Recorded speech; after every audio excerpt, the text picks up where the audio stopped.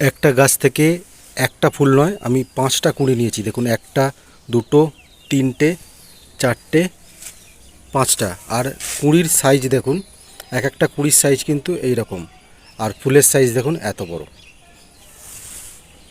এই যে চারাগুলি দেখছেন, এগুলি কিন্তু আগামী বছরে হবে আপনার ডালিয়া গাছ।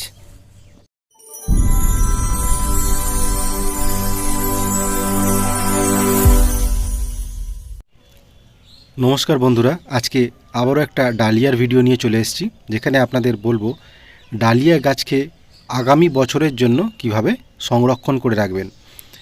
হয়তো এবছর আপনার বাগানে খুব ভালো ফুল হয়েছে, খুব সুন্দর ফুল হয়েছে, সেই সুন্দর ফুলটা আগামী বছর আবার কিভাবে ফোটাবেন সেইটার জন্যই এই ভিডিওটা খুব সংক্ষেপে করার চেষ্টা করছি। আশা করি ভিডিওটা সম্পূর্ণ দেখবেন। আর চ্যানেলে যারা নতুন আছেন তারা অবশ্যই চ্যানেলটা সাবস্ক্রাইব করে রাখবেন, তাহলে পরবর্তী কোনো ভিডিও আপনাদের মিস হবে না। তো চলুন শুরু করি কিভাবে আমরা ডালিয়া গাছকে সংরক্ষণ করে রাখবো আগামী বছরের জন্য।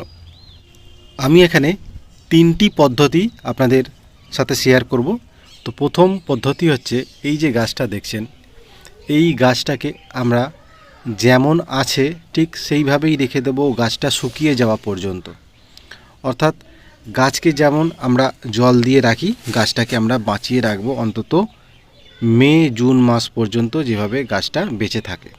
গাছের কোনো ট্রিটমেন্টের প্রয়োজন নেই। যেভাবে গাছকে বাঁচিয়ে রাখা যায়, যত দিন পর্যন্ত গাছকে বাঁচিয়ে রাখা যায় আপনারা গাছটাকে বাঁচিয়ে রাখার চেষ্টা করবেন। এবারে ঠিক বর্ষার আগে আমরা এই শুকনো ডালটা, যখন এটা শুকিয়ে যাবে, শুকনো ডালটা আমি এখান থেকে কেটে ফেলে দেবো আর টব সমেত একটা জায়গায় রেখে দেবো, যাতে বর্ষার যে বৃষ্টির জলটা সেই টবে পড়ে।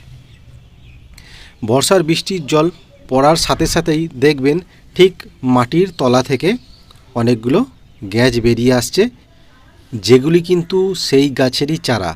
আপনারা সেই গ্যাজগুলো একটু বড় হতে দিন।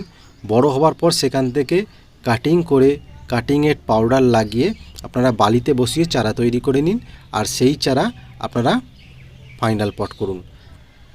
দেখবেন আগের বছরে যে ফুল হয়েছিল ঠিক সেই ফুলই আপনার আগামী বছরে হবে। এটা একটা প্রথম পদ্ধতি। এখানে আপনাকে গাছের কোনো রকম কেয়ার করতে হবে না, আপনি শুধু গাছটাকে বাঁচিয়ে রাখবেন আগামী বছরের জন্য।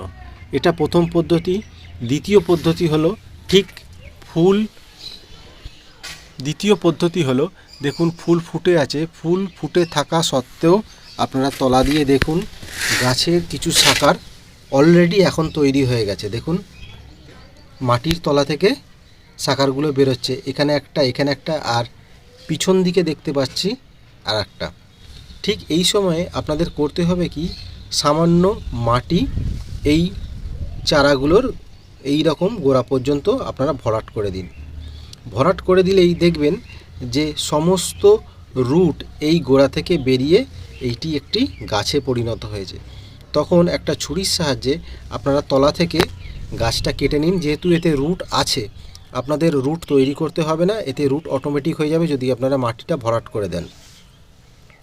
রুট তৈরি হয়ে যাওয়ার পর ডাইরেক্ট এটা মাটিতে বসিয়ে দিন এবং এই গাছকে বাঁচিয়ে রাখুন আগামী বছরের জন্য। আর এই গাছ থেকে আপনারা কাটিং করে চারা তৈরি করুন, তাহলে দেখবেন সেম ফুলের গাছ আপনারা নেক্সট ইয়ারে একইভাবে ফোটাতে পারবেন আপনাদের বাগানে।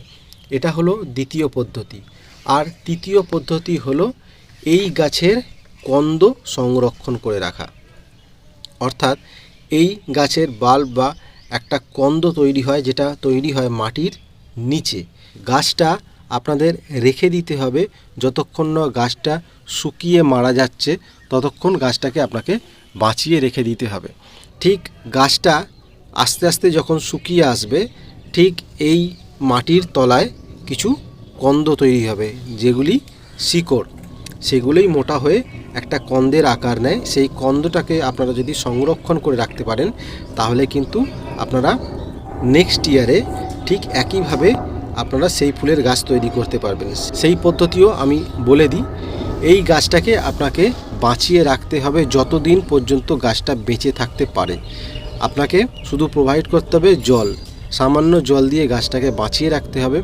ঠিক মে মাস করে যখন প্রচণ্ড গরমে গাছ শুকিয়ে আসবে, মারা যাবে, তখন আপনাকে এই ডালটা কেটে ফেলে দিয়ে মাটি থেকে এর কন্দগুলোকে তুলে নিতে হবে। মাটিগুলো থেকে কন্দগুলো তুলে নিয়ে একটা ফাঞ্জিসাইড জল করে, সাপ পাউডারের জল করে সেই কন্দগুলোকে ভালো করে পরিষ্কার করে ধুয়ে নেবেন। ধোয়ার পর একটু শুকিয়ে নেবেন হাওয়াতে, কিছুক্ষণের জন্য বাইরে রেখে দেবেন, শুকিয়ে যাবে। শুকিয়ে গেলে সাপ পাউডার সামান্য ওর উপরে ছিটিয়ে ভালো করে সাপ পাউডার মাখিয়ে একটা কাগজে ভালো করে দড়ির সাহায্যে মুড়ে কোনো একটা ছায়াযুক্ত জায়গায় রেখে দেবেন। আর ঠিক বর্ষার আগে সামান্য পরিমাণ মাটি দিয়ে সেই কন্দগুলোকে বসিয়ে দেবেন। এই কন্দগুলো আপনারা একটা পাত্রে রেখে তার উপরে হালকা করে মাটি দিয়ে দিন, খুব হালকা লেয়ার মাটি দিয়ে দিন। আর বর্ষার জল পাওয়ার পরই দেখবেন সেই কন্দগুলি থেকে ছোট ছোট গ্যাঁজ বেরোচ্ছে এবং সেই গ্যাঁজগুলোই কিন্তু কিছুদিন পর এই ধরনের ছোট ছোট চারায় রূপান্তরিত হবে। সেই চারাগুলি আপনারা কেটে তাতে কাটিংয়ের পাউডার লাগিয়ে বালিতে বসিয়ে দিন এবং পরবর্তী সিজনের জন্য আপনারা সেম গাছ আপনারা নেক্সট ইয়ারে পাবেন এবং সেম ফুল পাবেন। আপনাদের কোনো ধরনের চারা কিনতে হবে না, আর আপনারা একই ফুল পরের বছর কিন্তু ঠিক একই রকমভাবে পরিচর্যার মাধ্যমে আপনারা কিন্তু সেই ফুল পাবেন। তাই যদি ভিডিওটা ভালো লাগে অবশ্যই একটা লাইক করবেন এবং পাশে থাকবেন।